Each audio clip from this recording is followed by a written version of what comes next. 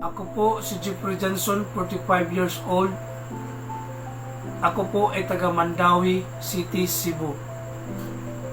Ako po ay nagkakaroon ng blood clot sa aking ulo dahil sa disgrasya nung naglalaro po ako ng basketball.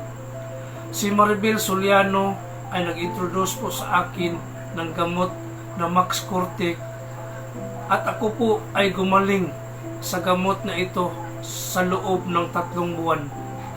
Ako po ay napapasalamat sa Max Cortec dahil sa pangalawa kong CT scan ay nawala na ito at clear na ang result.